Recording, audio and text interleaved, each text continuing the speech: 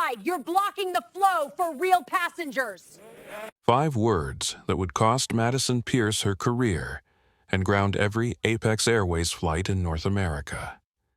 This is the story of Dr. Simone Hayes, the woman who owned the sky but was told she couldn't fly.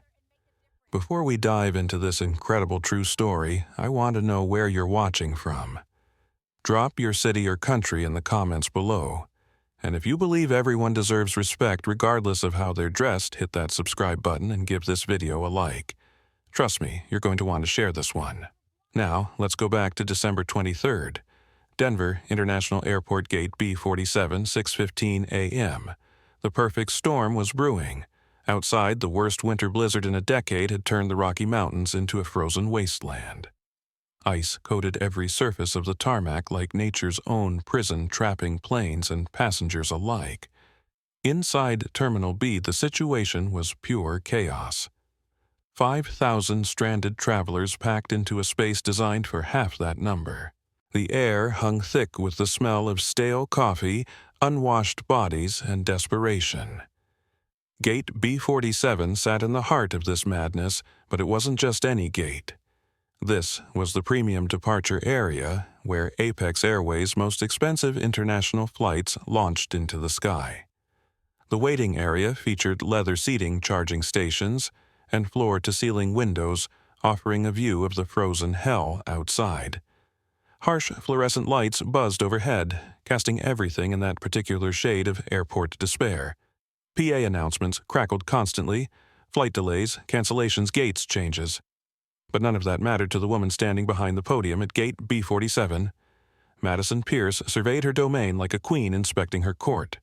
At 38, she commanded Gate B47 with an iron fist wrapped in a designer glove. Today, she wore a pristine Chanel blazer in navy blue, perfectly tailored to her slim figure. Her blonde hair was pulled into a flawless chignon, not a strand out of place despite the airport chaos. Pearl earrings caught the fluorescent light as she moved her head, scanning the crowd with calculating blue eyes. This wasn't just her job. This was her kingdom. The gate area buzzed with the particular energy of expensive travel. Business travelers in $1,000 suits checked their Rolexes impatiently. A socialite in head-to-toe designer wear held a tiny dog in a Louis Vuitton carrier. Tech executives tapped furiously on their phones managing million-dollar deals between flights. Madison loved this crowd. They understood hierarchy, they respected authority, they looked the part. Ladies and gentlemen, Madison's voice cut through the terminal noise like a blade amplified by the gate microphone. This is a reminder that Flight 447 to London Heathrow will begin boarding momentarily. I want to remind you that this is a premium service. We will be boarding in strict order. She paused for effect, her eyes scanning the waiting area. Zone 1 passengers only when called. If you are Zone 3 or 4, please remain seated. Do not approach the podium until your zone is called. This is not a suggestion. A few tired businessmen nodded approvingly. Madison smiled. She did love an obedient audience. The ice outside wasn't just covering the planes. It was settling into the very atmosphere of Gate B47, the kind of cold that makes people cruel, that strips away the thin veneer of civilization and reveals what people really think about each other. Madison Pierce was about to show the world exactly who she was, and Dr. Simone Hayes was about to show her the price of that revelation. The clock on the departure board read 6:18 a.m. In exactly 12 minutes, Madison Pierce would make the worst mistake of her professional life. The countdown had begun. Madison Pierce had always believed that appearances told the whole story. Standing behind her podium at Gate B47, she embodied that philosophy perfectly. Her navy Chanel blazer fit like it was painted on, emphasizing her trim waist and sharp shoulders. The fabric probably cost more than most people's rent. Her pencil skirt, also Chanel, hugged her curves in all the right places, stopping precisely at her knees to show off legs that spent 3 hours a week in Pilates. Everything about Madison was calculated for maximum impact. Her makeup was flawless. Foundation that could survive a Colorado blizzard, perfectly winged eyeliner, lips painted in what she called authority red. Her blonde hair caught the harsh airport lighting and somehow made it look flattering.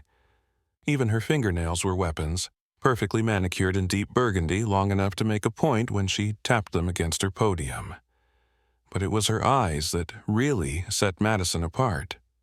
Blue, like Arctic ice, they could appraise a person's net worth in 3 seconds flat. She'd spent 15 years at Gate B47, and she'd developed what she called passenger profiling into an art form. Designer luggage meant priority treatment. Expensive shoes equaled first-class service. Visible wealth demanded respect. Everything else was a problem waiting to be solved. Elena Madison called to her junior agent, her voice carrying that particular tone of authority that brooked no argument. "Make sure the priority lane stays clear. I don't want any economy passengers trying to sneak through." Elena Rodriguez, 26 and still new enough to care about treating people fairly, nodded reluctantly. She'd learned not to argue with Madison, not if she wanted to keep her job. Madison adjusted her pearl earrings, a gift from her husband, federal judge Richard Pierce. Yes, she was married to a federal judge. Yes, she made sure everyone knew it. The pearls weren't just jewelry, they were a warning. Touch me, and you're touching federal authority. She'd been head gate agent for 5 years now, ever since her promotion from the domestic gates. That promotion came after what she diplomatically called maintaining service standards during a particularly busy holiday season. What she didn't mention was how she deliberately delayed boarding for passengers who didn't fit her profile of premium travelers. Her supervisor, Lisa Hoffman, had noticed the complaints, but also noticed that Madison's Gate consistently received praise from first-class passengers. Rich passengers meant good reviews. Good reviews meant corporate happiness. Corporate happiness meant promotions. The complaints about Madison's treatment of economy passengers, those seemed to get lost in paperwork. Mrs. Pierce, a nervous voice, interrupted her thoughts. A young mother with 2 crying toddlers approached the podium. The woman wore a wrinkled sweater and jeans that had seen better days. "I know you haven't called my zone yet, but my baby needs his medicine, and it's in my carry-on bag. Could I just grab it really quickly?" Madison's Arctic eyes narrowed. Here was exactly the kind of disruption she wouldn't tolerate. "Ma'am," she said, her voice dropping to that special register she reserved for people she considered beneath her notice. "Your zone will be called when it's time. Return to your seat and wait. Rules exist for a reason. But my baby, rules." Madison repeated each word sharp enough to cut glass, exist for a reason. The young mother's face crumpled, but she backed away. Madison felt that familiar rush of satisfaction. Order maintained, authority respected, hierarchy preserved.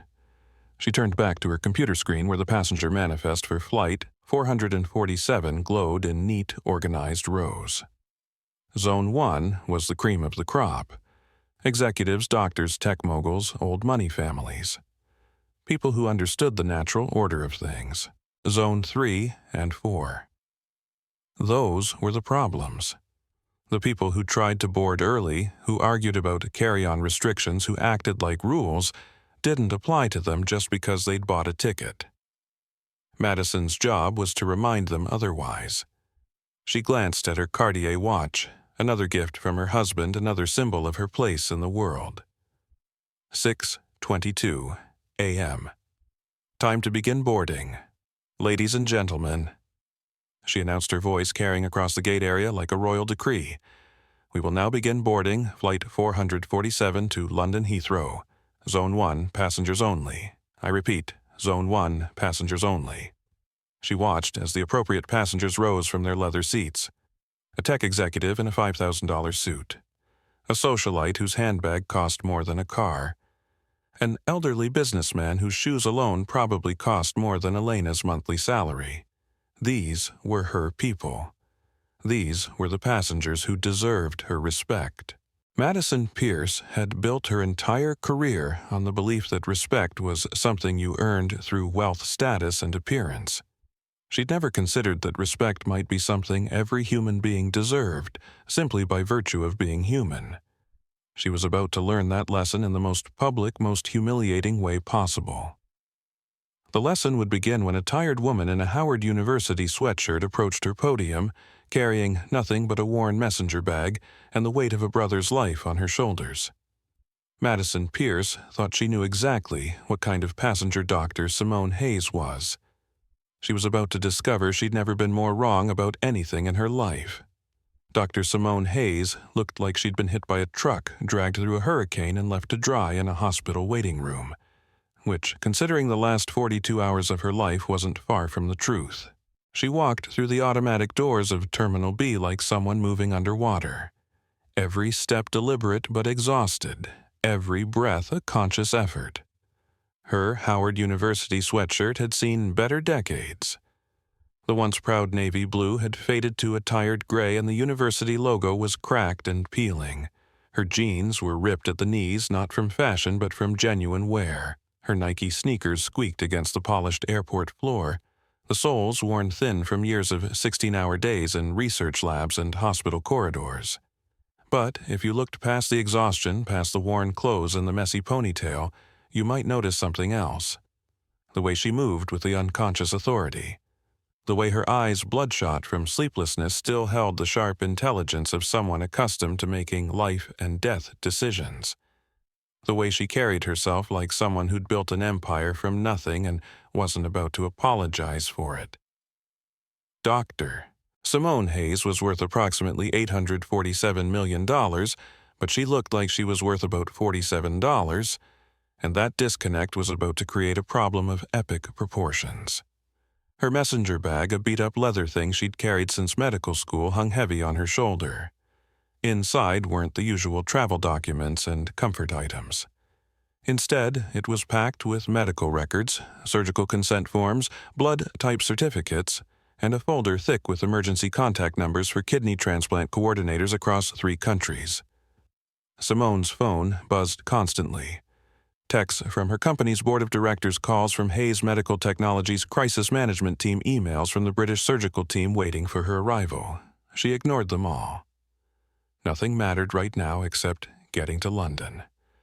Nothing mattered except saving David's life. David Hayes, 29, her younger brother and business partner. The brilliant programmer who'd helped her build Hayes Medical Technologies from a dorm room experiment into a billion-dollar medical innovation company. The same David who'd collapsed in their London office 3 days ago, his kidneys finally giving up after years of genetic disease they'd both hoped to outrun. Simone had been in Denver presenting their latest remote surgery technology to the American Medical Association when the call came. Dr. James Cooper, the British surgeon, his voice carefully controlled. "Dr. Hayes, your brother's condition has deteriorated rapidly. We need to schedule emergency transplant surgery within 48 hours, or we're looking at complete renal failure." The math was simple and brutal. David had type O negative blood and a rare genetic marker that made finding a donor nearly impossible. Nearly impossible except for the fact that Simone was his identical genetic match. They'd tested years ago when David first showed symptoms. She was his only chance. 48 hours. From Denver to London.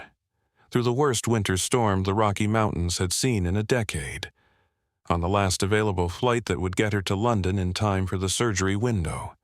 Flight 447, gate B47. Seat 1A. She'd bought the first-class ticket not for luxury but for speed. First-class passengers boarded first, got through customs faster, received priority treatment. When your brother's life hung in the balance, $12,000 for a plane seat wasn't an expense.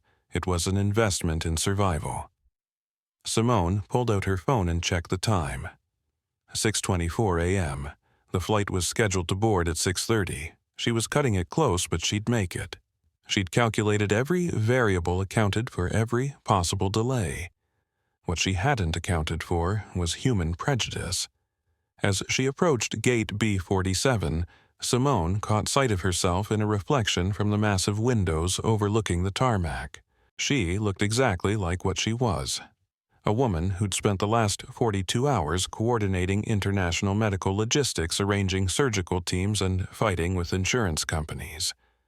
A woman who'd thrown on the first clothes she could find and raced to the airport with nothing but her brother's life on her mind. She looked like someone who definitely didn't belong in first class. But appearances, as Madison Pierce was about to learn, could be devastatingly deceiving. Hidden in Simone's worn messenger bag underneath the medical documents and emergency contact forms was a folder marked Apex Airways Investment Portfolio. Inside that folder were documents showing her 31% ownership stake in Apex Airways, an investment she'd made 5 years ago when the airline was struggling financially and needed capital injection. That investment had saved the airline from bankruptcy. It had also made Simone Hayes one of the most powerful people in commercial aviation. She just didn't look like it. Simone approached the boarding area, her eyes scanning for gate B47. The place was packed with the usual mix of international travelers. Business executives checking their phones, families managing restless children, elderly passengers settling in for a long wait. And there, behind the gate podium like a general commanding troops, stood Madison Pierce. Simone had no way of knowing that Madison had spent the morning exercising what she considered quality control over her passengers. She didn't know about the young mother who'd been denied access to her baby's medicine. She couldn't see the pattern of discrimination that had been building at gate B47 for years. All Simone knew was that she needed to get on that plane. Her brother's life depended on it. She reached into her messenger bag, fumbling through medical documents to find her boarding pass. The paper was wrinkled from being stuffed between surgical consent forms and blood test results. It looked exactly like what it was, a hastily purchased ticket by someone dealing with a medical emergency. It looked suspicious, and Madison Pierce had built her entire career on being suspicious of passengers who didn't fit her narrow definition of acceptable. As Simone approached the podium, boarding pass in hand, she had no idea she was about to trigger a confrontation that would expose years of discrimination, cost careers, transform an industry, and ultimately save more than just her brother's life. She just knew she needed to get on that plane. The clock on the departure board ticked over to 6:25 a.m.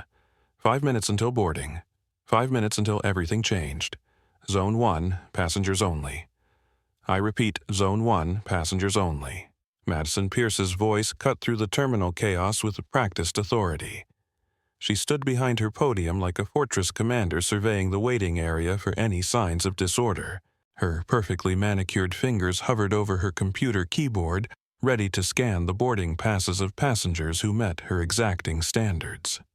From the leather seating area, the appropriate travelers began to rise. Michael Sterling, a tech executive whose Armani suit probably cost more than most people's cars, approached first. His carry-on was understated but expensive. Italian leather that whispered rather than shouted wealth. Mr. Sterling Madison's voice warmed instantly. "Wonderful to see you again. Seat 2B. I believe the crew has your usual single malt waiting. Thank you, Madison. Always a pleasure flying with professionals who understand service." He smiled, and Madison felt that familiar glow of validation. This was how it was supposed to work. Mutual respect between people who understood their proper place in the world's hierarchy. Behind Sterling came the socialite with the designer dog carrier, then an elderly businessman whose custom shoes gleamed under the fluorescent lights. Each passenger received Madison's full attention. Warm smiles, personalized service, the kind of treatment that made first-class passengers feel special. And then Simone Hayes approached the podium. Madison's trained eye cataloged the problems immediately. The faded sweatshirt that belonged at a laundromat not in first class, the ripped jeans that screamed college student or worse, the beat-up sneakers that had clearly seen better years, the messy ponytail that suggested someone who couldn't be bothered with basic grooming standards. Most telling of all was the way she moved, hesitant, distracted, fumbling through a worn messenger bag like she wasn't sure what she was looking for. This was exactly the kind of passenger who tried to game the system, who showed up with printed boarding passes from discount websites hoping to slip through in the confusion. Not on Madison's watch. "Ma'am." Madison's voice dropped to that patronizing register she reserved for problem passengers. Her Arctic blue eyes fixed on Simone with laser focus. "Economy boarding isn't for another hour. Zone 1 is for premium passengers only. You'll need to return to the waiting area. Simona looked up from her bag boarding pass, half extracted from between medical documents. Her eyes were rimmed with red dark circles carved deep beneath them from 42 hours without sleep. But her voice when she spoke carried a quiet authority that should have given Madison pause. I am Zone 1. Seat 1A. Medical emergency. The words hung in the air for a moment. Madison blinked, processing this information with the efficiency of someone who'd heard every excuse in the book. Then she laughed. It wasn't a warm laugh or even an amused one. It was the sharp, cutting sound of someone who'd caught an obvious lie and enjoyed exposing it. The laugh carried across the gate area, drawing attention from other passengers. Sweetie Madison said, her voice loud enough for nearby travelers to hear, Seat 1A is our premier first-class suite. It costs $12,000. Now, I don't know if you're confused about your booking or if you're trying to pull a fast one, but I need you to step aside. You're blocking the flow for the actual premium passengers. Michael Sterling, still waiting to board, glanced over with curiosity. Ashley Brooks, a 19-year-old college student with a travel blog, looked up from her phone where she'd been documenting her own travel experience. Elena Rodriguez, the junior gate agent, shifted uncomfortably behind Madison. Simone finally extracted her boarding pass from the chaos in her bag. The paper was wrinkled creased from being stuffed between urgent medical documents. It looked exactly like what it was. A ticket purchased in crisis by someone focused on life and death priorities rather than aesthetic presentation. I have my boarding pass right here, Simone said, extending the crumpled paper toward Madison. First class, seat 1A, purchased 3 hours ago? Madison didn't even look at the document. Instead, she made a show of leaning back from the podium as if the very sight of the wrinkled paper might be contagious. I'm not scanning some crumpled piece of paper that looks like it came out of a printer at a Kinko's Madison, announced her voice carrying clearly to the assembled passengers. We have security protocols for a reason. Step aside now, or I'll call airport security to escort you away from the gate. A murmur ran through the waiting area. Some passengers looked uncomfortable with Madison's tone, but others nodded approvingly. They'd paid premium prices for premium service, and part of that service was keeping the riffraff away. Simone's exhausted mind tried to process what was happening. She'd anticipated flight delays, weather problems, medical complications. She'd planned for every reasonable obstacle between her and her brother's surgery. What she hadn't planned for was being denied boarding because of how she looked. You haven't even checked my name, Simone said, her voice gaining a fraction of steel despite her exhaustion. My name is Dr. Simone Hayes. If you check your manifest. I don't need to check any manifest to know you don't fit the profile, Dr. Madison interrupted, putting sarcastic emphasis around Simone's title. We have appearance standards for first class. We have policies about appropriate attire. And right now you are loitering in a priority boarding area. The temperature in the gate area seemed to drop several degrees. Ashley Brooks, sensing something significant happening, quietly started recording on her phone.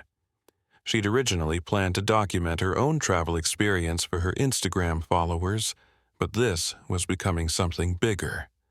Elena Rodriguez felt her stomach clench. She'd seen Madison handle problem passengers before, but this felt different. More personal, more cruel.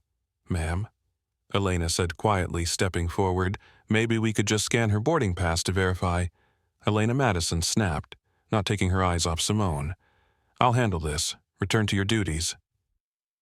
The junior agent stepped back, but her discomfort was visible to anyone paying attention. Michael Sterling checked his Rolex and cleared his throat. Come on, lady, he said to Simone, though his tone was more uncomfortable than angry. The line's backing up. If there's a problem with your ticket, you should sort it out with customer service. Simone looked at Madison. She looked at the growing line of passengers behind her. She felt the weight of every minute ticking away, bringing her closer to missing the surgery window that would save her brother's life. She took a deep breath, the kind of breath someone takes before diving into deep, dark water. I am asking you one last time, Simone said, her voice dropping to a terrifyingly calm whisper that somehow carried more authority than Madison's loudest announcements. Scan the pass, read the name, do your job. The gate area went quiet. Even the constant background noise of the airport seemed to fade as passengers unconsciously leaned in to hear what would happen next. Madison's face flushed red. In 15 years of gate management, no one, especially no one who looked like this, had dared to tell her how to do her job. The audacity was breathtaking. The disrespect was intolerable. And I'm telling you, Madison snapped, her voice rising to near shouting level, to get out of my line before I ban you from this airline for life. She pointed a perfectly manicured finger toward the plastic chairs against the far wall. Sit there. Wait until every other passenger has boarded. If there's space left over near the toilets, maybe I'll let you on. Maybe. The gate area erupted in uncomfortable murmurs. Ashley Brooks's hands trembled slightly as she recorded, realizing she was documenting something that could change everything. Elena Rodriguez looked like she might be sick. Michael Sterling took a step back, suddenly uncomfortable with his earlier support of Madison's position, and Simone Hayes stood frozen for exactly 1 second, feeling the full weight of humiliation wash over her like ice water. Then something else clicked into place. Not anger. Anger would have been unprofessional. Not rage. Rage would have been unproductive. Instead, the gears of a machine much larger than Madison Pierce began to turn. Simone Hayes had been humiliated before. As one of only 12 black women in her medical school class, she'd endured professors who questioned her qualifications, and classmates who assumed she was there because of affirmative action, rather than her 4.0 GPA and perfect MCAT scores. As a young entrepreneur seeking venture capital, she'd sat through meetings where investors asked if she had a real CEO they could speak with instead. But this was different. This was being denied basic human dignity in front of 50 strangers because of her appearance. This was being told she didn't belong in a seat she'd purchased on an airline she partially owned while racing to save her brother's life. The humiliation burned hot and prickling against her skin. "Okay," Simone said quietly, picking up her messenger bag. "I'll step aside." Madison Pierce smiled triumphantly. Another crisis averted, another disruption eliminated. She turned back to her computer, ready to resume proper boarding procedures with appropriate passengers. But as Simone walked toward the plastic chairs Madison had indicated, Ashley Brooks made a decision that would change everything. "Excuse me," the 19-year-old called out, her phone still recording. "What just happened here?" Madison looked over with irritation. Another disruption from another inappropriate passenger. A security situation was handled according to protocol. "Please return to your seat." Security situation. Ashley's voice carried clearly across the gate area. "She had a boarding pass. You didn't even look at it. Young lady, this is none of your business." But Ashley Brooks was part of a generation that had grown up documenting everything, sharing everything, believing that sunshine was the best disinfectant for injustice. Her Instagram account had 50,000 followers who tuned in for her travel content, but this was bigger than travel tips and airport food reviews. "This is everyone's business," Ashley said, her phone camera capturing Madison's increasingly flustered expression. "You just racially profiled someone right here in front of all of us. I did no such thing." Madison's voice rose to a near shriek. "I followed protocol. We have appearance standards. Appearance standards." An elderly woman in Zone 2 stood up. "That young lady is better dressed than half the people I see in first class these days." "She was polite," added Michael Sterling, his earlier support of Madison evaporating. "More polite than you're being right now." Elena Rodriguez watched the situation spiral out of control. She'd seen Madison handle difficult passengers before, but never like this. Never with this level of cruelty, this obvious bias. Her hands shook as she realized she was witnessing something that could destroy careers. Madison, sensing the crowd turning against her, doubled down. "Ladies and gentlemen," she announced over the gate microphone, her voice now carrying to the entire terminal area. "We are experiencing a security delay due to an unverified passenger attempting to board with questionable documentation. Please bear with us as we maintain our safety standards." The announcement was meant to justify her position to rally support from passengers who valued security over civil rights. Instead, it had the opposite effect: questionable documentation. Ashley's voice was incredulous. "She showed you a boarding pass and you wouldn't even look at it." "This is insane," muttered a businessman waiting in Zone 2. "Just scan the damn ticket. I've seen actual security issues," said a woman who identified herself as a federal air marshal. "This isn't one of them." But Madison Pierce had built her entire career on the belief that authority, once asserted, could never be questioned. To back down now would be to admit that her judgment was flawed, that her appearance-based passenger profiling was discriminatory, that she'd been wrong. Madison Pierce had never been wrong about a passenger in 15 years. She wasn't about to start admitting mistakes now. "The passenger will remain seated until all legitimate travelers have boarded," Madison announced firmly. "Airport security has been notified of the disruption." She said it loud enough for Simone to hear from the plastic chairs, where she now sat phone in hand making a call that Madison assumed was to family or friends to complain about the treatment she'd received. Madison had no way of knowing that Simone's phone contained a direct line to the CEO of Apex Airways. She had no way of knowing that Roberto. Apex in Simone's contact list wasn't a customer service representative, but Roberto Martinez, the man who ran the entire airline. She had no way of knowing that Simone's questionable documentation included ownership papers for 31% of the company Madison worked for. But she was about to find out. As boarding continued with the remaining Zone 1 passengers, Madison felt a familiar satisfaction. Order had been restored.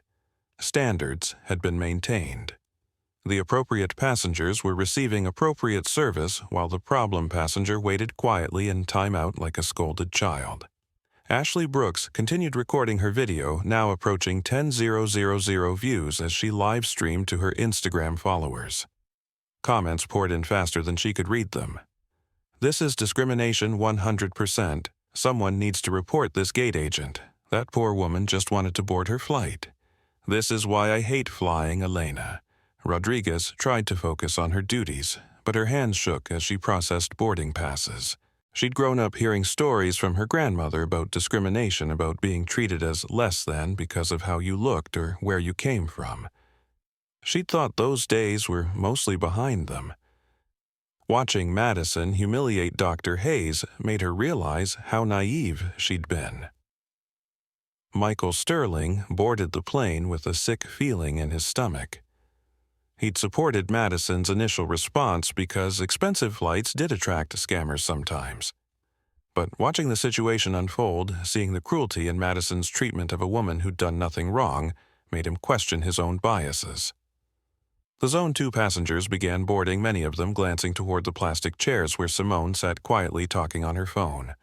Some looked sympathetic. Others looked relieved that the disruption had been handled. None of them realized they were witnessing the calm before a hurricane.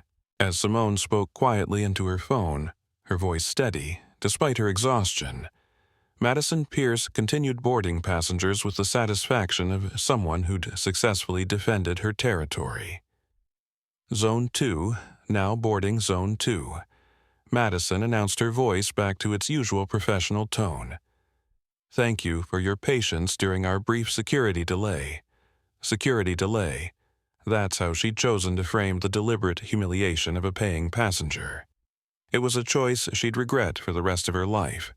Because at that exact moment, Simone Hayes was explaining to Roberto Martinez, CEO of Apex Airways, exactly what had just happened at Gate B47. And Roberto Martinez was realizing that his airline's largest shareholder had just been the victim of the kind of discrimination that could destroy companies overnight. The clock on the departure board read 6:47 a.m. In 3 minutes, Madison Pierce's world would begin to collapse. Simone Hayes sat in the uncomfortable plastic chair, her worn messenger bag at her feet, and dialed a number she'd hoped never to use in a situation like this. "Roberto," she said. When the familiar voice answered on the second ring, "It's Simone.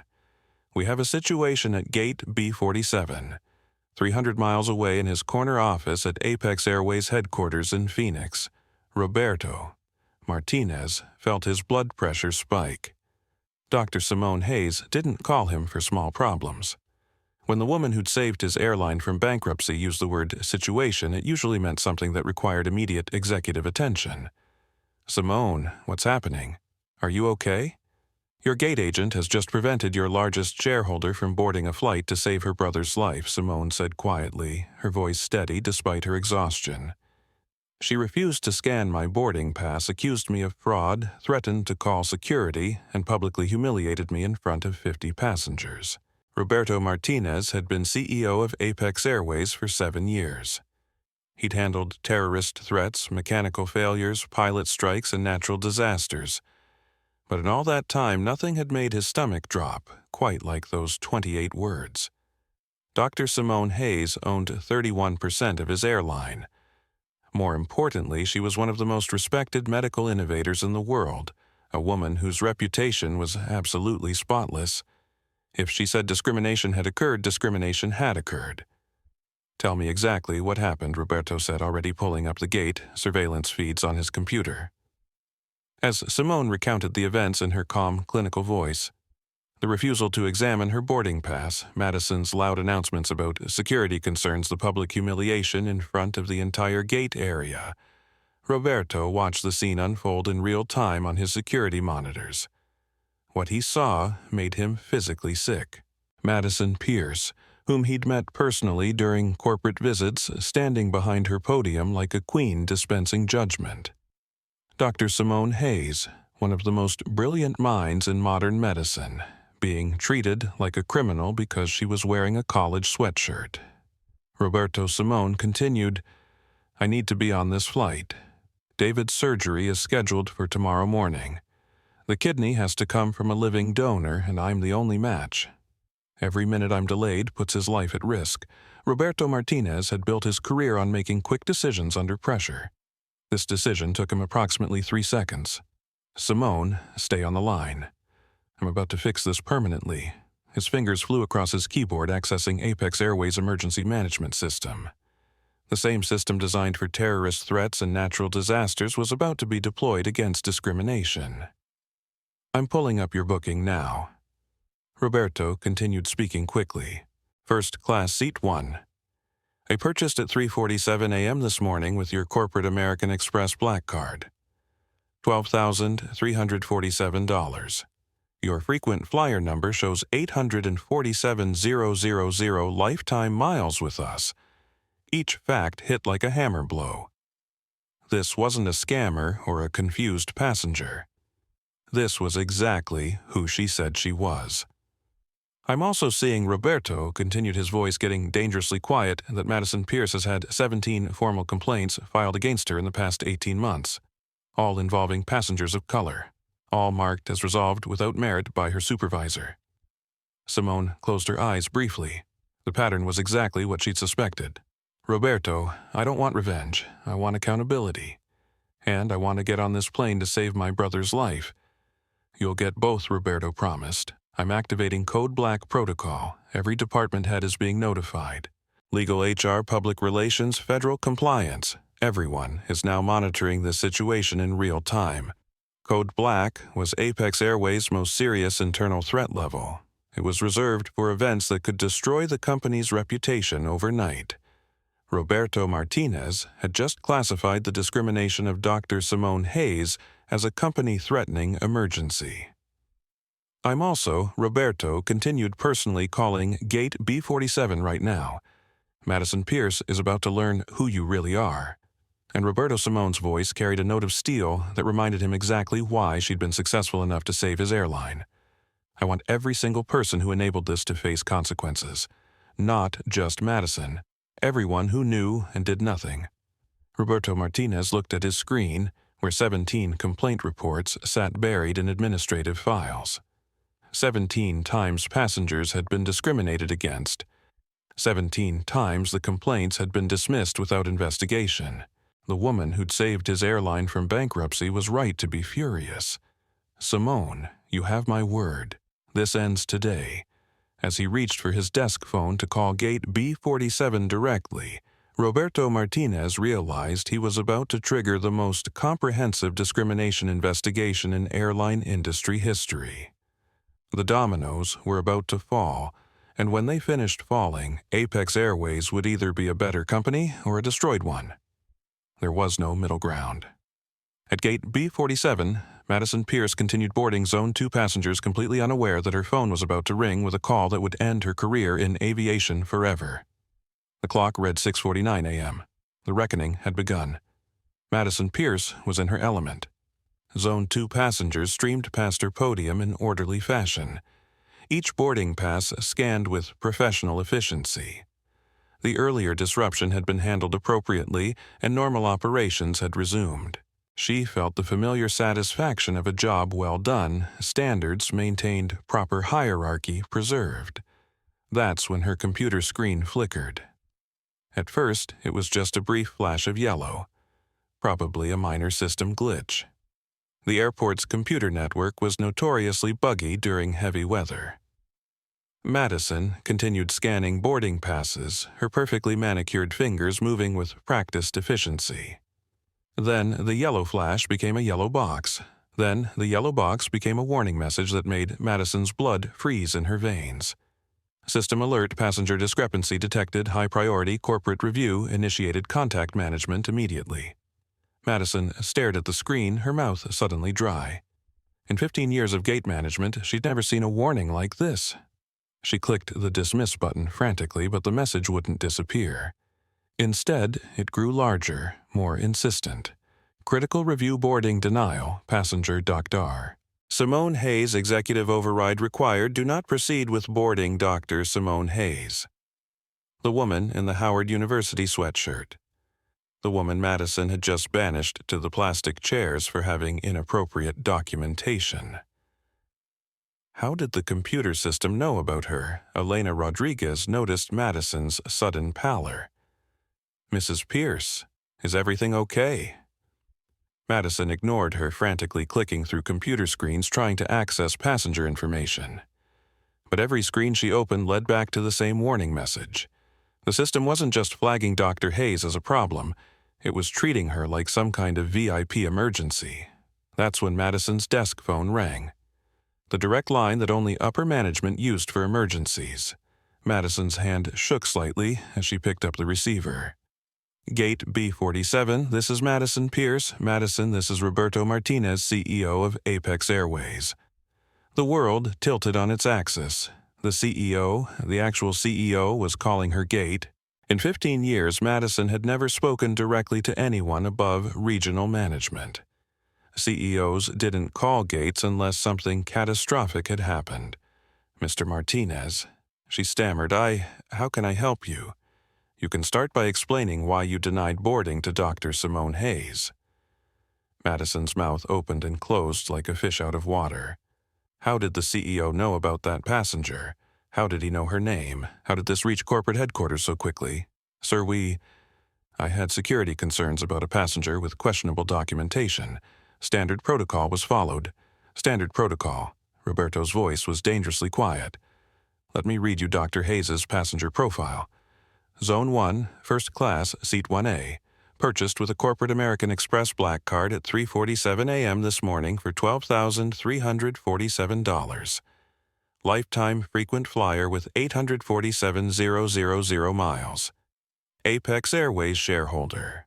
Tell me, Madison, which part of that profile raised security concerns? Each word hit Madison like a physical blow. Shareholder, corporate American Express black card, 847,000 lifetime miles. The homeless-looking woman in the sweatshirt was a shareholder in the airline. Sir, she didn't look. Her appearance was what Madison, the gate area, had gone completely quiet. Passengers still waiting to board sensed something significant happening.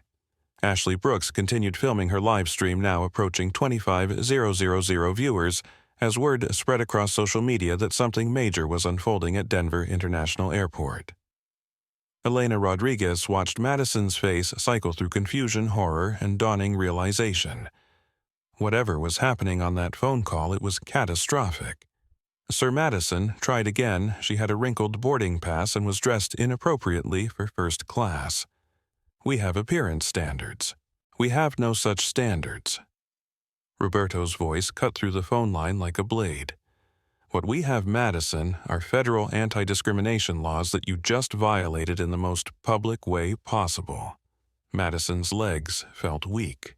She gripped the podium for support, her perfectly applied makeup beginning to streak as sweat beaded on her forehead. Dr. Hayes Roberto continued is currently sitting in plastic chairs while you board other passengers. Dr. Hayes, who owns 31% of this airline. Dr. Hayes, who is racing to London to donate a kidney to save her brother's life. Dr. Hayes, whose treatment at your gate is currently being live-streamed to thousands of people who are watching Apex Airways discriminate against one of the most respected medical professionals in the world. The phone went silent for a moment, and Madison could hear her own heartbeat thundering in her ears. "Do you understand the magnitude of what you've done?" Roberto asked quietly. Madison looked across the gate area to where Simone still sat, phone to her ear, speaking quietly. Other passengers were staring now, putting together pieces of the conversation they could overhear. Ashley Brooks had moved closer, her phone camera capturing Madison's growing panic. "I was following procedures," Madison whispered, her voice barely audible. "No, Madison, you were following your own prejudices. And those prejudices have just created a crisis that threatens this entire airline." Madison's computer screen flashed again, this time with a new message. "Emergency protocol activated all Apex Airways flights. Ground stop initiated pending discrimination review." The words blurred in front of Madison's eyes. Ground stop. Every Apex Airways flight in the country was being stopped because of her actions. "Sir," she whispered into the phone, "what do you want me to do?" First, Roberto said, his voice carrying the authority of someone who controlled a billion-dollar company, "You're going to personally apologize to Dr. Hayes. Then you're going to board her immediately with full first-class priority. Then you're going to wait for the crisis management team that's already en route to your gate. Crisis Management Madison. In the last 10 minutes, your treatment of Dr. Hayes has been viewed by 30,000 people on social media. #Apex Discrimination is trending on Twitter. CNN just called our media relations department. The Department of Transportation has opened an inquiry. You didn't just deny boarding to a passenger. You created a federal case." The phone line went dead. Madison stood frozen behind her podium, the receiver still in her hand, staring at a computer screen that showed her entire world collapsing in real time. Around her, the gate area buzzed with whispered conversations as passengers tried to understand what they'd just witnessed. Elena Rodriguez stepped forward tentatively. "Mrs. Pierce, what do we do now?" Madison looked at her junior agent, then at the passengers still waiting to board, then at the plastic chairs where Dr. Simone Hayes sat quietly, still speaking on her phone to the CEO who had just demolished Madison's career. For the first time in 15 years of gate management, Madison Pierce had absolutely no idea what to do. The woman she dismissed as inappropriate, unworthy, suspicious, that woman owned nearly a third of the airline Madison worked for. The woman she'd humiliated for wearing a college sweatshirt was one of the most powerful people in commercial aviation. The woman she'd treated like a criminal was about to teach her that discrimination has consequences. And those consequences were just beginning. What happened next at Gate B47 would be replayed millions of times across social media, analyzed by discrimination lawyers, and studied in business schools as a case study in how quickly prejudice can destroy a career. Madison Pierce approached the plastic chairs where Dr. Simone Hayes sat, her perfect composure cracking with each step. Behind her, Elena Rodriguez followed reluctantly, dreading what was about to unfold.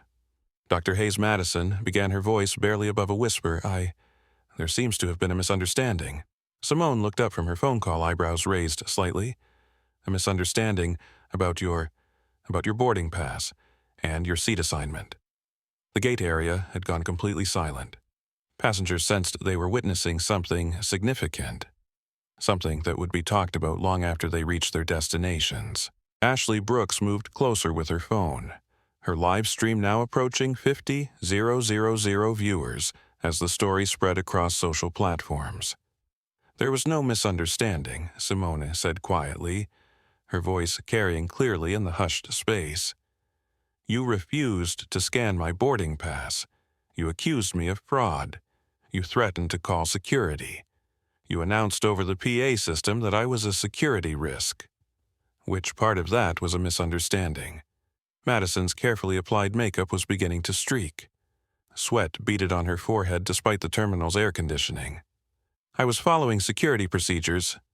You were following your prejudices, Simone interrupted, rising from the plastic chair with the fluid grace of someone accustomed to command. And now you're following damage control instructions from your CEO. The crowd of passengers pressed closer. Michael Sterling, who had earlier supported Madison's actions, now looked sick to his stomach.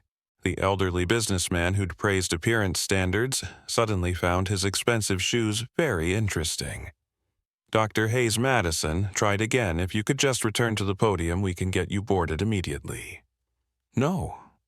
The single word hit like a gunshot. Simone Hayes stood in the center of the gate area surrounded by passengers and airport staff, her Howard University sweatshirt and ripped jeans marking her as an unlikely center of power. I won't return to your podium to be processed like cargo, Simone continued, not after what you've done. Not after how you've treated me. Elena Rodriguez felt tears starting to form. She'd watched Madison humiliate passengers before, but never like this.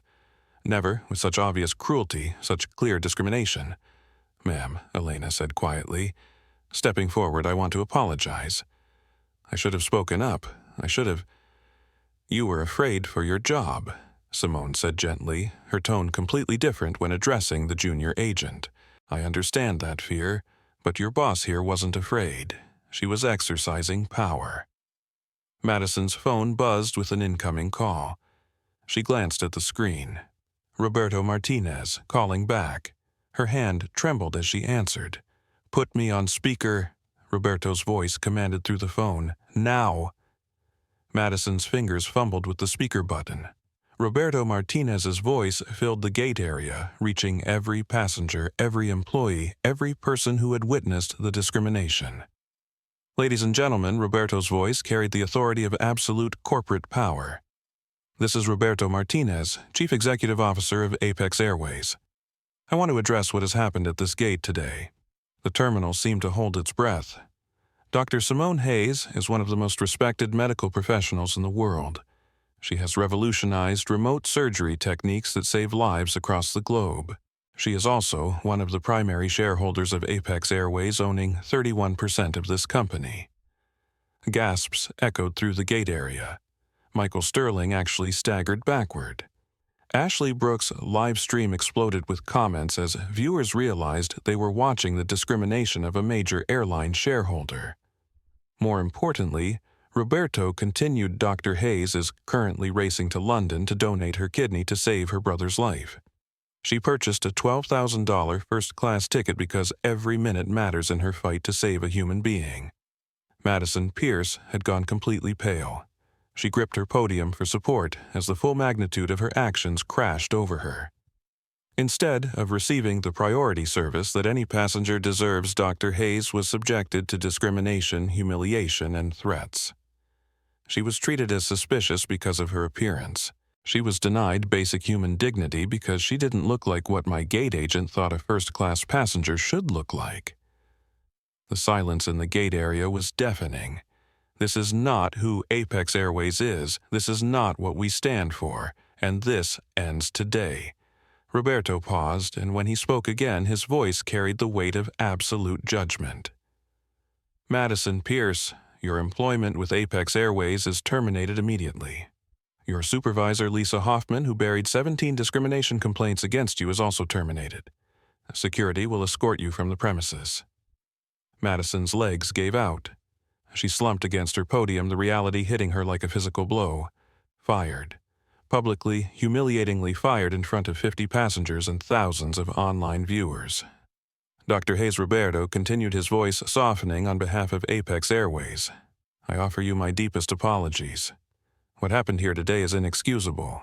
We have failed you, and we have failed the values we claim to represent.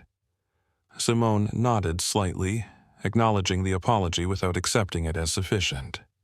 Elena Rodriguez. Roberto's voice called out, "Step forward." The junior agent moved hesitantly into the center of the gate area, her face flushed with embarrassment and fear. Elena, you are hereby promoted to senior gate agent. You will receive immediate bias training and will lead our new discrimination prevention program. Your first assignment is to ensure Dr. Hayes receives the priority boarding and service she should have received from the beginning. Elena's mouth fell open. Promoted. From junior agent to senior position in a matter of minutes because she'd been the only staff member to show basic human decency. As for everyone else, Roberto's voice filled the terminal. What you've witnessed today is unacceptable, but it's also an opportunity to demand better, an opportunity to refuse to tolerate discrimination wherever you encounter it.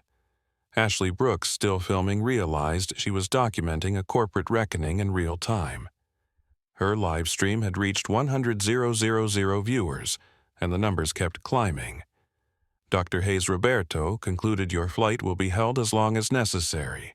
You will board with full priority, and when you return from saving your brother's life, I hope you'll allow us the opportunity to earn back your trust. The phone line went dead. Madison Pierce stood behind her podium, no longer a gate agent, but a former employee facing public humiliation and career destruction. Airport security was already approaching, called by Roberto to escort her from the premises. Elena Rodriguez approached Simone tentatively. Dr. Hayes, whenever you're ready, we can begin priority boarding. Simone looked around the gate area, at the passengers who had witnessed her humiliation, at Ashley Brooks, whose phone had documented everything, at Madison Pierce, whose prejudices had finally met their consequences.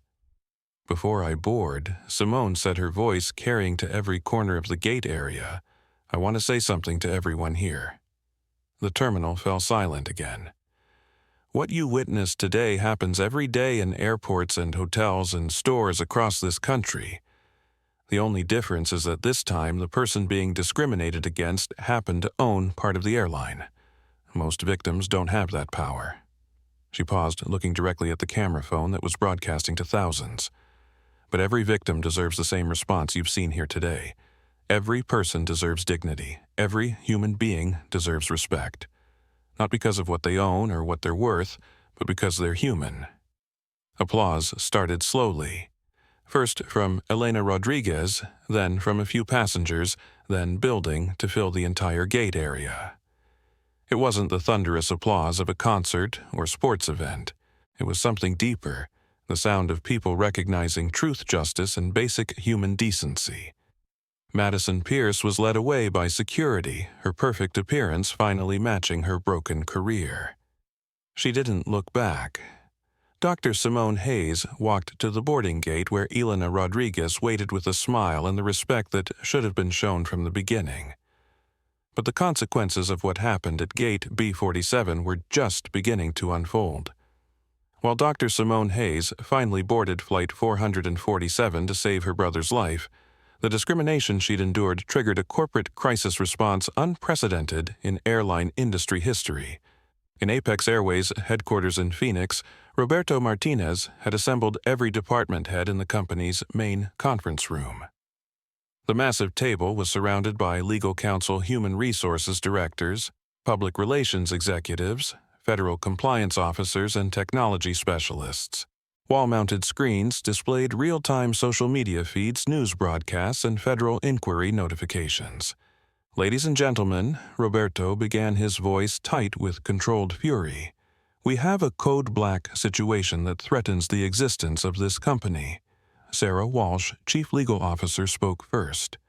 Roberto, I've pulled Madison Pierce's complete employment file. This is worse than we thought. 17 formal discrimination complaints in 18 months, all involving passengers of color. all marked resolved without merit by her supervisor Lisa Hoffman. 17, Roberto repeated the number hitting the room like a physical blow. 17 passengers subjected to discrimination while we looked the other way. Michael Chen, Director of Human Resources, pulled up additional files on his laptop. It gets worse. I found patterns across multiple gates. Madison Pierce wasn't an isolated case. She was part of a broader culture of appearance-based passenger profiling. Dr. Patricia Williams, Apex Airways' new Director of Diversity and Inclusion, leaned forward. I've been analyzing passenger complaint data using our new bias detection algorithms.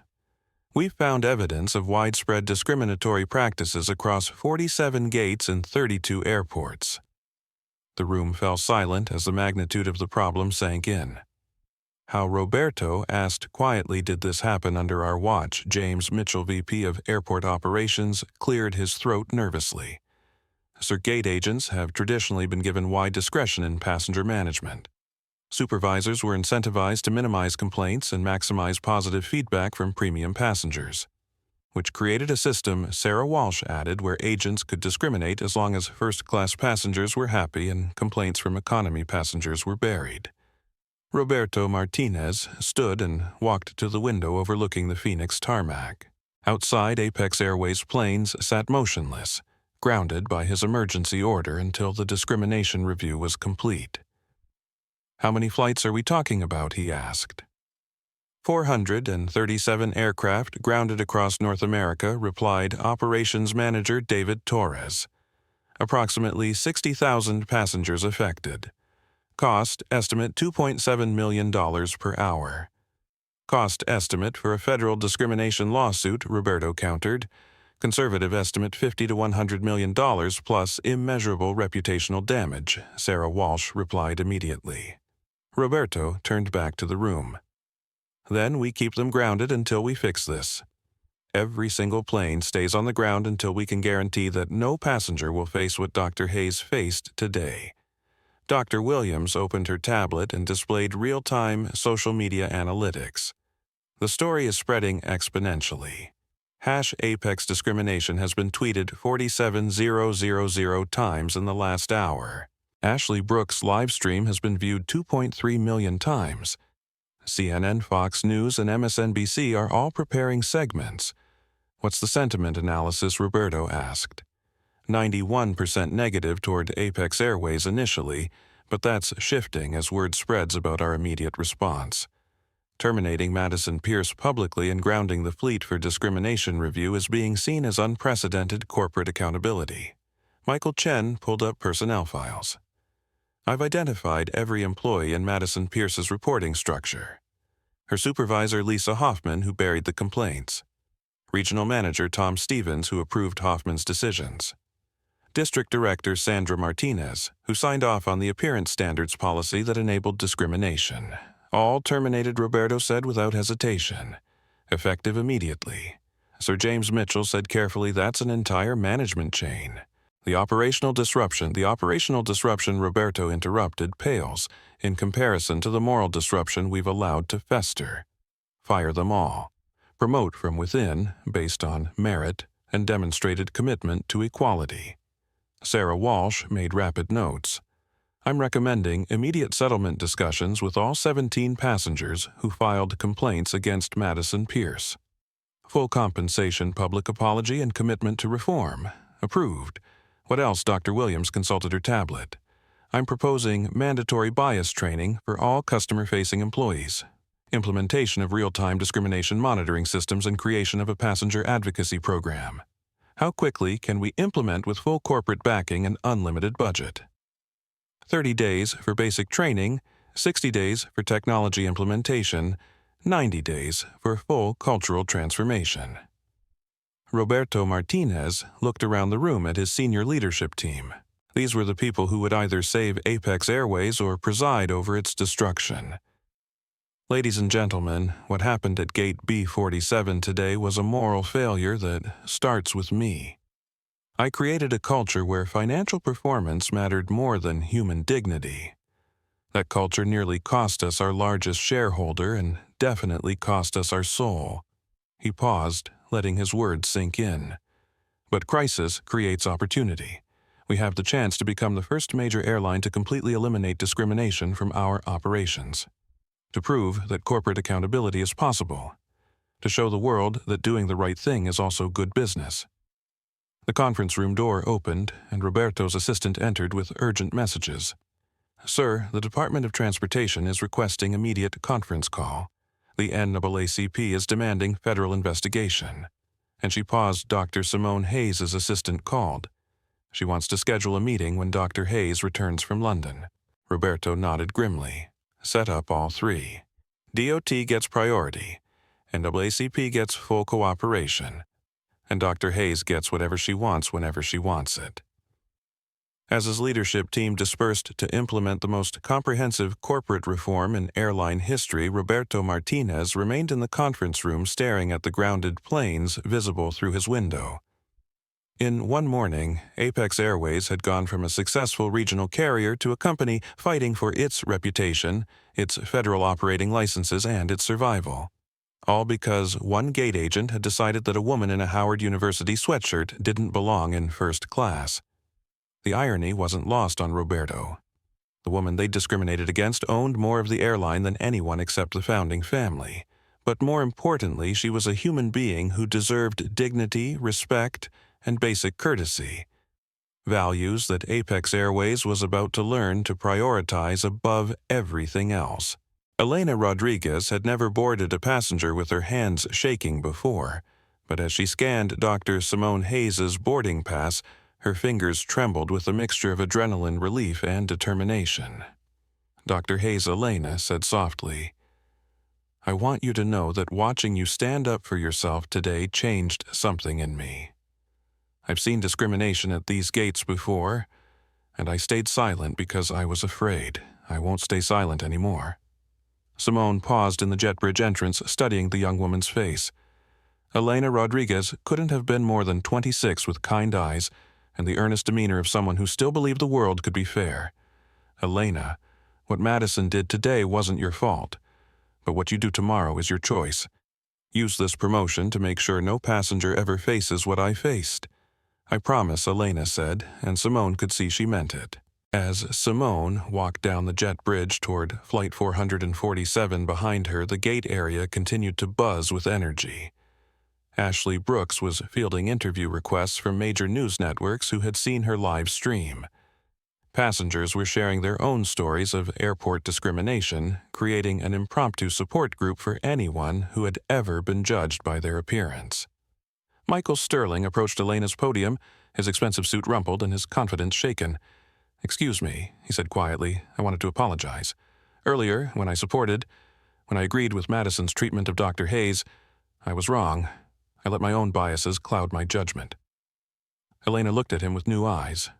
This was what change looked like, not just firing the obvious villains, but good people examining their own complicity in discrimination. "Mr. Sterling, apology accepted. But don't apologize to me. The next time you see someone being treated unfairly because of how they look, speak up then." Meanwhile, airport security was escorting Madison Pierce through the terminal toward the employee parking garage. The walk of shame was witnessed by hundreds of travelers, many of whom recognized her from the viral video already spreading across social media. Madison's perfect appearance had finally cracked completely. Her makeup streaked down her cheeks, her carefully styled hair hung in disheveled strands, and her designer blazer was wrinkled from stress sweat. She clutched her personal belongings in a cardboard box, her Apex Airways badge and security credentials already confiscated. "Mrs. Pierce," one of the security officers said as they reached the exit, "you're banned from all Apex Airways facilities. You're also being placed on the industry-wide security watch list. No major airline will hire you in any capacity." Madison looked back one last time at the terminal where she'd ruled for 15 years. Through the windows, she could see gate B47 where Elena Rodriguez was helping passengers with a kindness and respect Madison had never shown. Her phone buzzed with a text from her husband, Federal Judge Richard Pierce. Saw the news. "Don't come home tonight. My chambers are reviewing discrimination cases involving airline travel. conflict of interest if you're here. Even her marriage was crumbling because of her prejudices. Aboard Flight 447, Captain Jennifer Walsh made an announcement that would be remembered long after the plane landed. "Ladies and gentlemen, this is your captain speaking. I want to address what happened at our gate today before departure." The cabin went silent. Passengers who had witnessed the discrimination, those who had only heard pieces of the story, and others who were learning about it for the first time, all listened intently. Apex Airways failed one of our passengers today. Dr. Simone Hayes was subjected to discrimination that has no place in aviation, in business, or in human interaction. As your captain, I want to personally apologize to Dr. Hayes and commit to all of you that this will never happen again on any flight I command. Spontaneous applause filled the cabin, but Captain Walsh wasn't finished. Dr. Hayes is traveling to London on a medical emergency to save her brother's life. Flight 447 will receive priority handling across the Atlantic. London Control has been notified, and we have medical ground transport waiting at Heathrow. In Seat 1. Simone closed her eyes briefly. The familiar weight of exhaustion pressed down on her, but now it was mixed with something else. A sense that justice, while painful to achieve, was possible. Her phone buzzed with a text from David in London, saw the news. "You didn't have to do all that for me." She typed back, "I didn't do it for you. I did it for everyone who comes after us." As Flight 447 taxied toward the runway, ground control at Denver International received an unusual request from Apex Airways dispatch. Denver ground. Apex 447 requesting priority departure for medical emergency passenger. Corporate directive from CEO. Apex 447 priority departure approved. You are cleared for immediate takeoff runway 34L. Safe travels. The plane lifted into the Colorado sky carrying Dr. Simone Hayes toward her brother's salvation. But it was also carrying something else, a story that would transform an industry, a reminder that dignity cannot be purchased, but must be given freely, and proof that one person's courage to speak truth to power could create ripples of change extending far beyond a single confrontation. As the Rocky Mountains disappeared beneath the clouds, Simone Hayes allowed herself to think beyond the immediate crisis. David would survive. She was certain of that. The kidney transplant would be successful, her brother would recover, and their medical technology company would continue saving lives around the world. But something else had been born at Gate B47 that morning. A precedent. A line drawn in the sand. A declaration that discrimination, no matter how casual or culturally accepted, would no longer be tolerated. The flight attendants moved through the cabin with exceptional care, aware that every passenger was now watching how Apex Airways treated people. The woman in economy with the crying baby received extra assistance. The elderly man with mobility issues was helped with genuine kindness. The teenager traveling alone was checked on frequently. Word had spread through the airline's communication system. The world was watching. Every interaction, every gesture, every moment of service was now a reflection of whether Apex Airways truly meant its promises of change. Flight 447 crossed into international airspace carrying more than passengers to their destinations. It carried the hope that corporate accountability was possible, that widespread change could happen overnight when courage met consequence, and that basic human dignity was non-negotiable regardless of appearance, wealth, or status. Behind them, Apex Airways faced the most challenging transformation in its history. Ahead of them, London waited, with the surgeons' hospitals and the chance to save a life. But the most important rescue had already happened at Gate B47, where Dr. Simone Hayes had rescued not just her own dignity, but the possibility that travel could be fair, respectful, and equal for everyone. Flight 447 touched down at London Heathrow at 6:42 a.m. local time, 23 minutes ahead of schedule. Captain Walsh had pushed the aircraft through favorable winds and received priority routing across the Atlantic, shaving precious time from Dr. Simone Hayes' race against her brother's failing kidneys. As the plane taxied to the gate, Simone felt her phone vibrate with a message from Dr. James Cooper, the lead surgeon at St. Thomas Hospital. "David is stable and prepped for surgery. We're ready when you are." The cabin remained silent as Simone gathered her worn messenger bag. Flight attendants had ensured her priority deplaning, but something unexpected happened as she moved toward the exit. One by one, passengers began standing, not to retrieve their luggage, but to applaud. It started with Michael Sterling in 2B, the businessman who had supported Madison Pierce's discrimination before witnessing its consequences. His applause was joined by the woman with the designer dog carrier, then the elderly businessman, then everyone in first class. The applause spread to business class, then economy, until the entire aircraft resonated with the sound of people honoring someone who had stood up for dignity when it would have been easier to stay silent. Simone paused at the aircraft door, looking back at the passengers who had witnessed her humiliation and her vindication. "Thank you," she said simply. "But don't let this end here. The next time you see someone being discriminated against, remember this moment. Stand up, speak out, demand better." At the gate, 2 Metropolitan police officers waited with a blue light escort car. Roberto Martinez had coordinated with British authorities to ensure Simone's immediate transport to St. Thomas Hospital. Dr. Hayes, the senior officer, asked, "This way, please.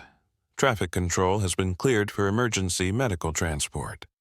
The drive through London morning traffic was surreal. Police sirens wailed as they cut through the typically congested streets, other vehicles pulling aside to let them pass. Simone watched the city wake up through the cruiser windows, her mind already shifting from corporate justice to medical precision. David was dying, but she was here now. The discrimination at gate B47 was behind her. The surgery ahead would save her brother's life. St. Thomas Hospital appeared through the London mist like a beacon. Dr. Cooper met her at the emergency entrance, his surgical team already assembled. "Dr. Hayes, your brother's condition deteriorated overnight, but he's stable enough for surgery. We've been monitoring the compatibility markers from your medical records. This transplant has an excellent chance of success." As they walked rapidly through the hospital corridors toward the surgical unit, Dr. Cooper continued the briefing. "The procedure will take approximately 6 hours. You'll be under general anesthesia for 4 of those hours while we harvest your kidney. David's surgery begins simultaneously in the adjacent operating theater." They reached the preoperative area where David Hayes lay, connected to dialysis machines, his skin gray but his eyes bright with hope. "Simone," he whispered, reaching for her hand. "I saw the news about the airport. You didn't have to fight that battle for me." "I didn't fight it for you," Simone replied, echoing her earlier text. "I fought it because it was right, because someone had to, because staying silent makes you complicit." David squeezed her hand weakly. "Always the activist, always the doctor," she corrected. "And doctors don't let their patients die if they can help it." The anesthesiologist began preparing Simone's IV line. As consciousness faded, her last thought was of Elena Rodriguez at gate B47, promising to use her promotion to ensure no passenger would ever face discrimination again. 6 hours later, Simone woke in recovery to the most beautiful sound in the world, Dr. Cooper's voice saying, "Both surgeries were successful. David's new kidney is functioning perfectly." The relief was overwhelming. David would live. The kidney that had developed in her body would continue sustaining life in his. Medical science sibling love and pure determination had triumphed over genetic disease. But as Simone lay in recovery, her phone buzzed with messages that reminded her the battle she'd fought at gate B47 was creating victories beyond her brother's survival. Elena Rodriguez had texted Dr. Hayes, "I wanted you to know. We've already implemented new passenger dignity protocols at DN. No more appearance-based judgments, ever." Ashley Brooks had sent a video message, "Dr. Hayes, my live stream has been viewed 4.8 million times. People are sharing their own discrimination stories and demanding change at airports worldwide. You started something amazing."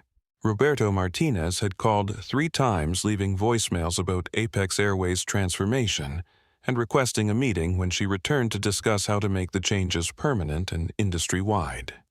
But the message that meant the most came from David's phone, sent by one of their Hayes Medical Technologies engineers. Dr. Hayes, the board voted unanimously to establish the Hayes Foundation for Travel Dignity, funded with $50 million from company profits. Your fight for respect is becoming a movement for justice. As evening fell over London, Dr. James Cooper delivered the final medical update. Your brother is awake, his kidney function is excellent, and his prognosis is completely positive. You saved his life. Dr. Hayes. Simone looked through the hospital window at the London skyline, thinking about the chain of events that had brought her here. Madison Pierce's discrimination had almost prevented this moment, but it had also exposed a pattern of bias that might have continued indefinitely if someone hadn't possessed the power to fight back. Dr. Cooper Simone said quietly, "I want to make sure every patient has the same chance we had today. No one should face barriers to life-saving treatment because of how they look or what they can afford. What are you thinking I'm thinking?" Simone replied that this kidney transplant was just the beginning. The medical victory was complete. David would survive and thrive. But the larger victory, the transformation of corporate culture, the exposure of embedded discrimination, the creation of accountability where none had existed before, that victory was still unfolding. And Dr. Simone Hayes, who had been told she didn't belong in first class because of her appearance, was about to return to America as one of the most powerful voices for dignity and justice in the travel industry. While Dr. Simone Hayes recovered in London, the discrimination she had endured at Gate B47 triggered the most comprehensive corporate transformation in airline industry history. Roberto Martinez hadn't slept in 48 hours. From his crisis command center at Apex Airways headquarters, he oversaw a complete restructuring of company culture policies and personnel that would have seemed impossible a week earlier. Status report Roberto called to his assembled leadership team, now expanded to include civil rights attorneys, diversity consultants, and federal compliance specialists. Sarah Walsh, chief legal officer, spoke first. All 17 passengers who filed complaints against Madison Pierce have accepted our settlement offers. Full financial compensation, public apology, and commitment to policy reform. No lawsuits pending. Dr. Patricia Williams, Director of Diversity and Inclusion, presented her implementation timeline. Mandatory bias training for all 12,000 customer-facing employees begins Monday. We've contracted with the NAACP ADL and SPLC to develop curriculum. Every gate agent, flight attendant, and customer service representative will complete 40 hours of training before returning to passenger contact. Michael Chen, HR Director, pulled up staffing changes. We've terminated 47 employees across the system for documented discrimination patterns. We're promoting from within based on demonstrated commitment to equality. Elena Rodriguez isn't the only junior employee getting fast-tracked for showing moral courage. Technology integration, Roberto asked. James Morrison, new VP of Passenger Experience, activated wall displays showing real-time monitoring systems. AI bias detection is operational at 32 major airports.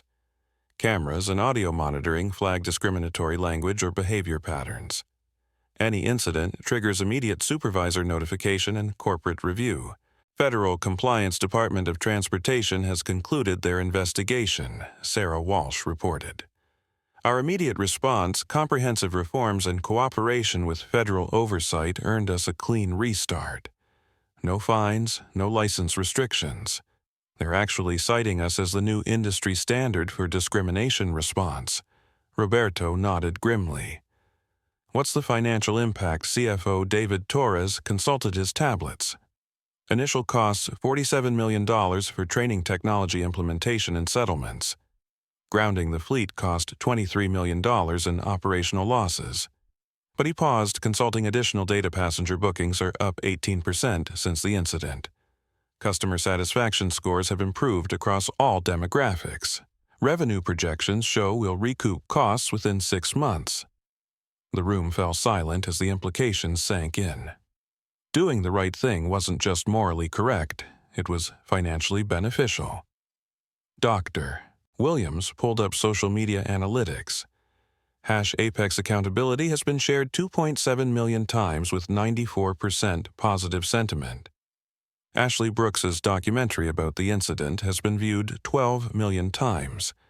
We've become the airline people choose specifically because of our discrimination response. Industry Impact Roberto asked. Sarah Walsh opened Federal Communications. Every major airline has contacted us requesting copies of our new policies. United is implementing similar bias detection systems.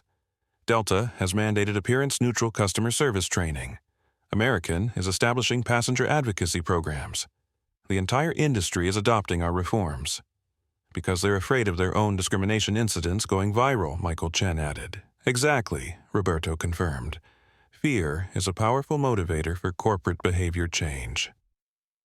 Elena Rodriguez's voice crackled through the speakerphone from Denver International Airport.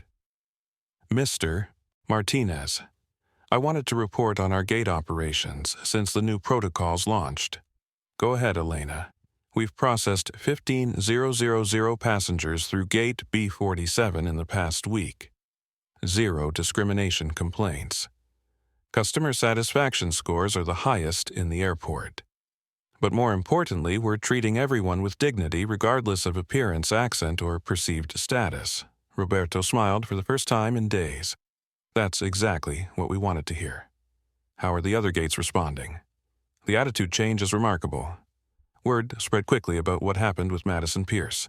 No one wants to be the next person terminated for discrimination, but beyond fear, there's genuine commitment to doing better. Dr. Williams activated news feeds on the conference room monitors. Media coverage has been overwhelmingly positive. CNN featured us as a case study in corporate accountability. Harvard Business School wants to write a case study about rapid culture change. The NAACP has invited Roberto to speak at their national convention about airline industry reform. What about Madison Pierce? Roberto asked quietly. Unemployable in aviation, Sarah Walsh replied bluntly. Blacklisted by every major airline. She's filed unemployment claims, but workplace discrimination termination makes her ineligible. Her husband filed for divorce, citing professional conflict of interest with his federal judgeship. Roberto felt no satisfaction in Madison's destruction. Her discrimination had been inexcusable, but her complete downfall seemed proportional to the harm she'd caused, and the message it sent to others considering similar behavior. Status on the Hayes Foundation meeting, Roberto asked. Dr. Hayes returns from London tomorrow, his assistant reported. She's requested a full board meeting to discuss long-term discrimination prevention initiatives. She's also inviting Elena Rodriguez to participate as frontline staff perspective. Approved. Whatever, doctor. Hayes wants, she gets. She saved this company by forcing us to confront our failures. James Morrison pulled up passenger feedback data. Roberto, I want to read you something. This is from a passenger who flew with us yesterday. I'm a black businessman who has faced discrimination at airports my entire career. Yesterday, Apex Airways treated me with dignity and respect from check-in to arrival. For the first time in 20 years of business travel, I felt valued as a human being, not judged as a threat. This is my new airline for life. The room went quiet. This was why the transformation mattered, not just for corporate profits or federal compliance, but for the human dignity of every person who walked through their airports. Ladies and gentlemen, Roberto said, standing to address his leadership team, what we've accomplished in 1 week would typically take years to implement. We've proven that corporate culture can change rapidly when leadership demands it and employees embrace it. He paused, looking around the room at faces that had aged years in the past week. But this is just the beginning. Dr. Hayes forced us to see our failures. Now we have to ensure those failures never happen again, not just at Apex Airways, but throughout the travel industry. Dr. Williams consulted her calendar. The International Air Transport Association has requested a presentation on our discrimination prevention protocols. They want to implement similar standards globally. Accepted, Roberto said immediately. We're going to export this transformation worldwide. As the meeting dispersed, Roberto Martinez remained in the conference room looking at the monitors displaying real-time passenger satisfaction data, discrimination, complaint tracking, and employee compliance metrics.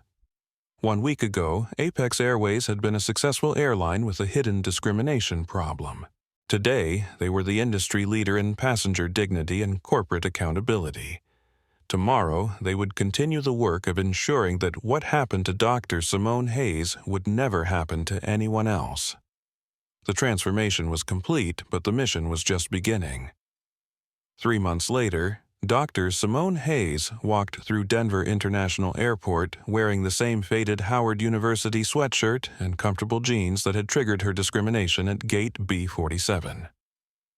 This time, however, she carried herself with the quiet satisfaction of someone who had fought injustice and won. Terminal B looked exactly the same, but everything had changed. Dr. Hayes' Elena Rodriguez called out as Simone approached the gate area. The young woman who had been promoted from junior agent to senior customer experience manager now wore her authority with the kind of confidence that comes from doing meaningful work. Elena Simone smiled warmly. "How are things running? See for yourself." Elena gestured toward Gate B47, where a steady stream of passengers moved through boarding with efficiency and respect. "We've processed over 200,000 passengers since that day. 0 discrimination complaints. But more importantly, 0 tolerance for bias in any form."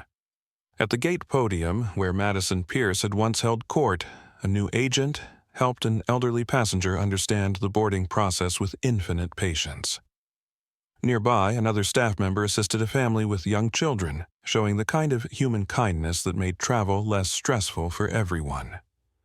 The real test, Elena continued, came last month when a passenger tried to complain about a woman in traditional Muslim dress boarding first class. Our new protocol requires immediate education about religious tolerance and civil rights. If the passenger continues discriminatory behavior, they're removed from the flight. Simone nodded approvingly. And how did that situation resolve? The passenger apologized, asked to learn more about Islamic culture, and ended up having a 3-hour conversation with the Muslim woman during the flight. They exchanged contact information and are now friends. This was the transformation Simone had hoped for. Not just punishment for bias, but education that led to understanding. Dr. Hayes, Elena, said more quietly, "I wanted to thank you again. What you did that day didn't just change policies, it changed me. I speak up now when I see unfairness not just here but everywhere. You taught me that silence makes you complicit." As they talked, Ashley Brooks approached with her ever-present camera and the kind of nervous energy that comes from unexpected fame. Dr. Hayes Ashley called out, "I hope you don't mind, I was hoping to get an update for my documentary." Ashley's live stream of the discrimination incident had evolved into a full documentary about airport bias, corporate accountability, and the ripple effects of individual courage. The film had been accepted to Sundance and was being distributed by Netflix. "Ashley, how's the documentary progressing?" "It's incredible," Ashley said, her eyes bright with purpose. "We've documented policy changes at airports worldwide because of your stand at this gate. The International Air Transport Association has implemented the Hayes Protocol for discrimination prevention globally." The Hayes Protocol. Simone still felt a mixture of pride and responsibility when she heard her name attached to the industry-wide reform standards. But the most amazing part, Ashley continued, is the personal stories. "We've interviewed hundreds of travelers who faced discrimination but stayed silent because they felt powerless. Your story gave them permission to speak up to demand better treatment." Simone's flight to visit David in Atlanta was boarding, but she had one more stop to make. She walked to the memorial plaque that now hung near Gate B47, installed by Apex Airways to commemorate the transformation. The plaque read, "In recognition of Dr. Simone Hayes, whose courage in the face of discrimination sparked industry-wide reform. May every traveler who passes this gate remember that dignity is not a privilege to be earned, but a right to be honored." Below the plaque, a suggestion box invited passengers to report bias incidents with a guarantee of 24-hour corporate response. Dr. Hayes Elena said as they walked toward the boarding area, "Roberto Martinez asked me to give you this." She handed Simone an envelope marked with the Apex Airways CEO seal. Inside was a handwritten letter, Dr. Hayes. 3 months ago, you saved more than your brother's life. You saved this company's soul. The discrimination you endured exposed failures we didn't even know existed. Your response showed us that corporate accountability isn't just possible, it's essential. Today, Apex Airways leads the industry in passenger satisfaction across all demographic groups. We've become the airline people choose specifically because we treat everyone with dignity. More importantly, your story has inspired reform across the entire travel industry. The Hayes Protocol is now international standard for discrimination prevention. But I know none of that matters to you as much as this David's recovery is complete. Your medical technology company continues saving lives, and no passenger at our gates will ever face what you faced again. Thank you for forcing us to be better. Roberto Martinez, CEO Simone, folded the letter carefully.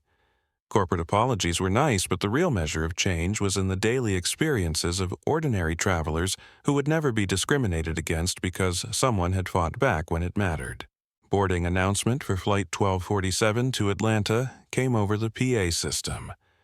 We welcome all passengers regardless of appearance, background, or perceived status. Mutual respect makes for better flights.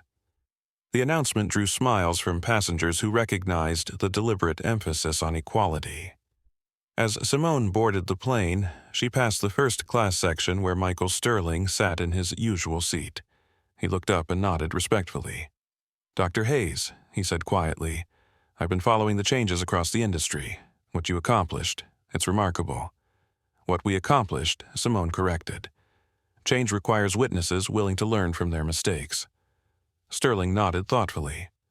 I've been volunteering with the airport's new passenger advocacy program, helping travelers who face discrimination, trying to make up for the times I stayed silent.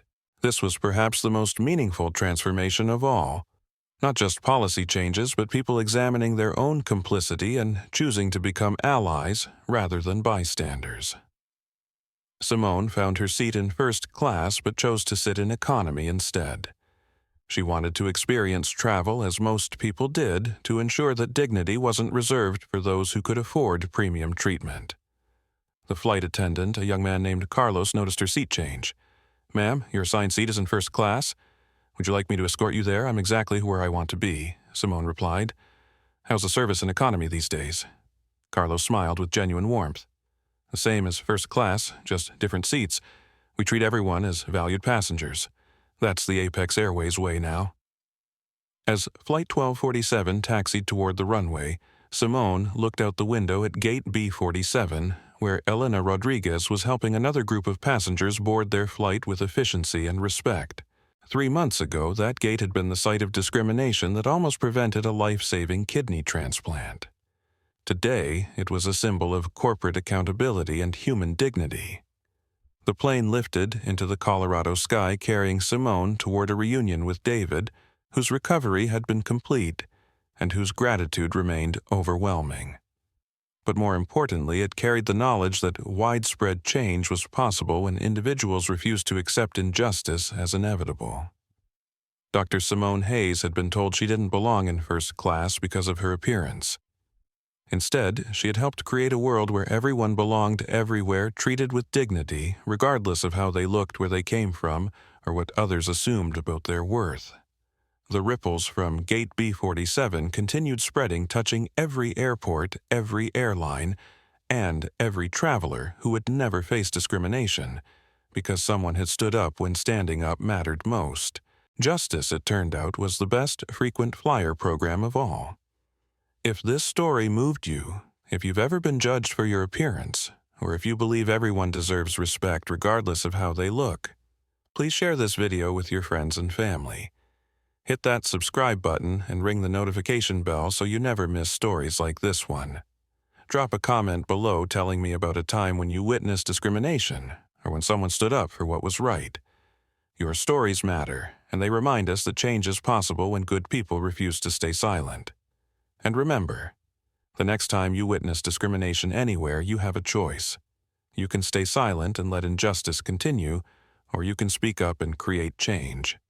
Dr. Simone Hayes chose to fight back when it would have been easier to stay quiet. Her courage transformed an entire industry and saved countless future travelers from facing the same humiliation. Your voice matters too. Use it, like this video, if it inspired you. Subscribe for more true stories of justice and courage, and share this everywhere because everyone deserves to be treated with dignity and respect. Thank you for watching, and I'll see you in the next video.